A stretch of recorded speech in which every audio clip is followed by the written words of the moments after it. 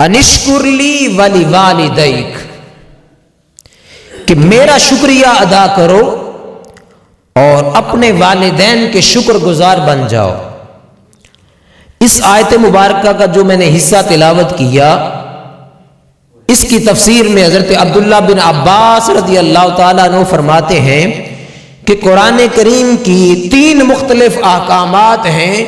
جن میں اللہ رب العزت نے ایک حکم کو دوسرے کے ساتھ قید فرمایا، ایک حکم کو دوسرے کے ساتھ قید فرمایا۔ 3 مختلف مقامات ہیں۔ مطلب کیا کہ وہ 2 کام کا اللہ نے حکم دیا، اگر ان میں سے آپ ایک کرتے ہیں اور دوسرے کو چھوڑ دیتے ہیں تو وہ آپ کا ایک کام بھی اللہ کی بارگاہ میں قبول نہیں۔ آئیے قرآن کا مطالعہ کرتے ہیں۔ وہ 3 مختلف مقامات کون سے ہیں؟ اللہ پاک نے ارشاد فرمایا ان میں سے پہلا اطیعوا اللہ و اطیعوا الرسول، کہ اللہ کی اطاعت کرو اور رسول پاک صلی اللہ علیہ وسلم کی اطاعت کرو۔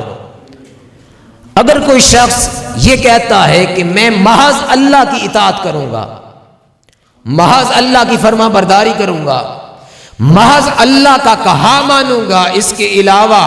کسی اور کی فرما برداری، کسی اور کی اطاعت نہیں کروں گا، یعنی کوئی شخص اللہ کی اطاعت تو کرے مگر رسول پاک کی اطاعت نہ کرے، تو اللہ پاک اس بندے کی اس عبادت کو، اس حکم کو جو وہ اللہ کی اطاعت کر رہا ہے، اللہ اس کو قبول نہیں فرماتا۔ گویا اطیع اللہ اسی وقت اللہ کی بارگاہ میں مقبول ہوگا جب وَأَطِيعُ الرَّسُولِ پہ عمل ہوگا۔ دونوں لازم و ملزوم ہے، اطیع اللہ وَأَطِيعُ الرَّسُولِ، اللہ کی اطاعت اور رسول پاک کی اطاعت۔ اگر یہ 2 نہیں تو اس کا مطلب ہے کہ وہ اطاعت اللہ کی بارگاہ میں قابل قبول نہیں۔ آئیے قرآن مجید میں اور وہ تازہ نہیں کرتے ہیں۔ اللہ پاک نے ایک اور مقام پر فرمایا اقیموا الصلاۃ وآتوا الزکاۃ، کہ نماز کو صحیح طرح سے ادا کرو، نماز کو قائم کرو، وآتوا الزکاۃ اور زکوٰۃ ادا کرو۔ اب اگر کوئی شخص محض نماز پڑھتا ہے، 5 وقت کی نمازیں پڑھتا ہے، تہجد بھی پڑھتا ہے، اشراق، چاشت سب کچھ پڑھتا ہے، 5 وقت کی نمازیں پڑھتا ہے، اور اگر وہ صاحب نصاب ہے، اس پر زکوٰۃ فرض ہے اس کے مال پر، وہ محض نماز تو پڑھتا ہے مگر زکوٰۃ ادا نہیں کرتا، اللہ اس کی نماز کو بھی قبول نہیں فرمائے۔ چونکہ دونوں باتوں کو اللہ پاک نے اکٹھا ذکر فرمایا اور دونوں باتوں کا اللہ پاک نے اکٹھا حکم دیا، تو گویا اقیموا الصلاۃ اسی وقت اللہ کی بارگاہ میں مقبول ہوگی جب وہ شخص وآتوا الزکاۃ یعنی زکوٰۃ ادا کرو اس پہ بھی عمل کرے گا، اس پہ بھی عمل کرے گا۔ اب وہ آیت مبارکہ کی طرف آ جائیں جو میں نے آغاز میں تلاوت کی کہ اللہ پاک نے فرمایا کہ انشکر لی، کہ میرا شکر ادا کرو۔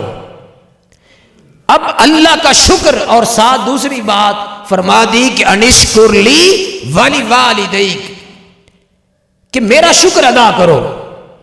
ولی والدیک اور اپنے والدین کے شکر گزار بن جاؤ۔ گویا اگر کوئی شخص محض اللہ کا شکر ادا کرتا ہے، اللہ کا شکر ادا کرتا ہے اور اپنے والدین کا شکر ادا نہیں کرتا،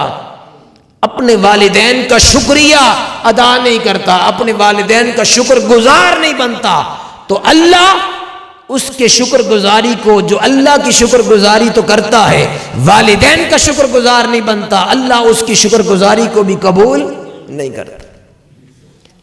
تو اس سے آپ اندازہ لگا سکتے ہیں کہ والدین کا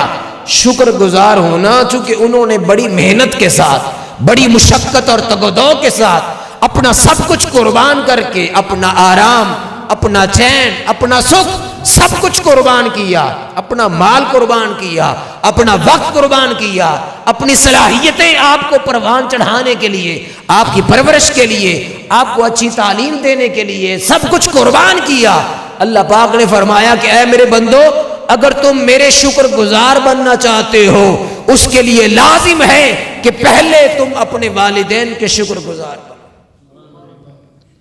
تو گویا جس طرح اللہ کی اطاعت کے ساتھ رسول پاک کی اطاعت ضروری ہے، جس طرح نماز کے ساتھ زکوٰۃ کا ادا کرنا ضروری ہے،